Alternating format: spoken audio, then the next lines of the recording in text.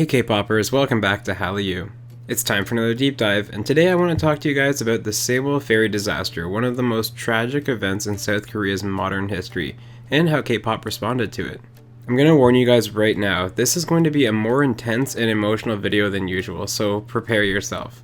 We're going to discuss the incident itself, the failed rescue, the societal fallout and legacy of the tragedy, and look at how K-pop artists stood with the victims and memorialized the event in their music. So without further ado, let's dive right in.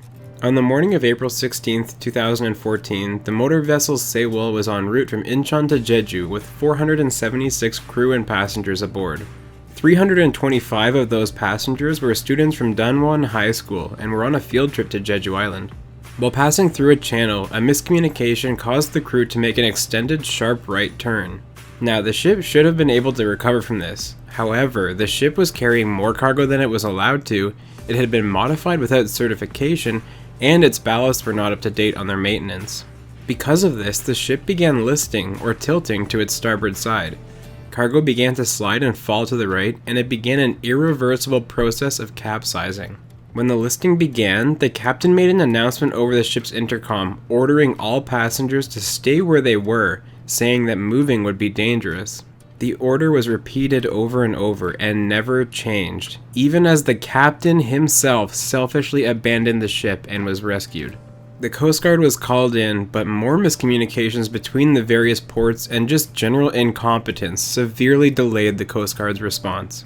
As the Sewol Ferry capsized and disappeared below the surface of the ocean, the Coast Guard and government completely mishandled the rescue operation. The agencies continuously lied about the situation to news reporters, even stating initially that all passengers had been rescued when nothing had happened yet. One of the main concerns for the government was staging a rescue that could produce great video footage and make them look strong and like they had everything under control, and actually saving lives was second to that. The Coast Guard was on a power trip through the entire operation, even as the rescue dragged on for days. They refused Navy and expert civilian divers who wanted to risk their own lives helping the rescue effort, and they even rammed other boats that had been sent to help. What this amounted to was that in all of the chaos, over half of the people who were rescued were actually saved by private and commercial vessels, not the Coast Guard. The Coast Guard failed spectacularly. Because of all this resistance, it took weeks, even months, to fully search the submerged vessel. In the end, 304 of the 476 passengers died, including the vast majority of the students who had obeyed the order to stay put and died because of it. I'm not going to go into any more detail about the incident itself, but if you want to learn more, I've linked 2 incredible documentaries on this disaster below. As the days wore on and hundreds of parents demanded answers about their children, a movement began. People were appalled by the government's actions, and the symbol of the event and its victims became the yellow ribbon. In fact, the Sewol Ferry has since been salvaged and is in Mokpo port. As you can see, countless yellow ribbons line the fences of the port in honor of the victims. Many memorials were set up at the high school and in various locations around the country. One such memorial is in Gwanghwamun Square in the center of Seoul. Even 5 years later, in June of 2019, this memorial was still there.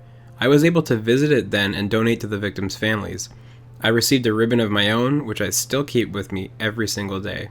In 2016, a report on this incident meant for Park Geun-hye, South Korea's president at the time, was leaked to the public. Its contents were shocking, as even still the focus was not on fully investigating the incident or supporting the victims and their families, but instead on changing the public's perception of the government and how they handled everything.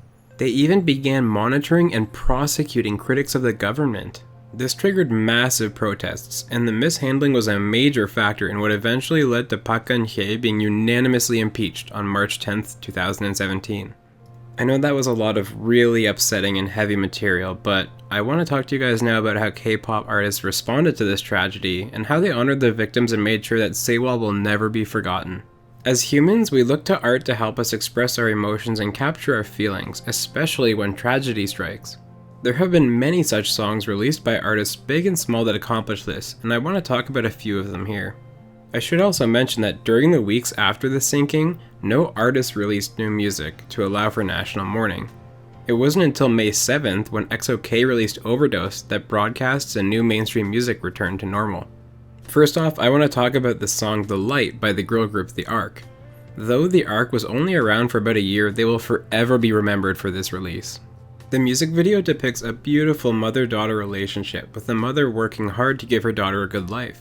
However, since she was a single mom and things were tight, when her daughter wanted a new backpack, the mother refused since her current backpack was just fine. Then, one day, she sends her daughter off on a school trip. Notice the empty bus stop ad. We're gonna come back to this soon. While on the bus, the students are enjoying themselves, taking pictures, and the daughter even takes a picture with IOI's Sohye. Soon after though, you can see the bus start to swerve, and the mother sees on the news that the bus has been in an accident. Her daughter, along with all of her friends, has tragically died.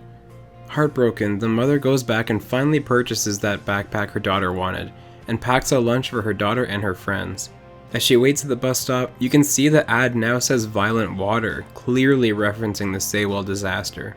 The mother's heartbreak is so vivid and painful, and it perfectly encapsulates how every parent who lost their child in that disaster must feel. Next, I want to talk about Spring Day by BTS. This song is all about the unbearable pain that you experience when you lose someone you love. Interestingly enough, one of the places portrayed is Jimin at the ocean holding shoes. This is immediately followed up by Jungkook standing in front of a merry-go-round that is covered in yellow ribbons. This sight immediately brings to mind scenes of the divers finding personal effects of the victims while they search the sunken boat, as well as of course the symbolic yellow ribbons on the fence in Mokpo. The connection goes deeper than that though. There are obvious references in the video and lyrics to two specific pieces of art.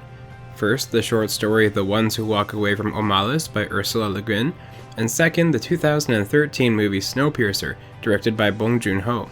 In both of these stories, the world is living in a false utopia, where the adult society is living happily, frivolously, and carefree.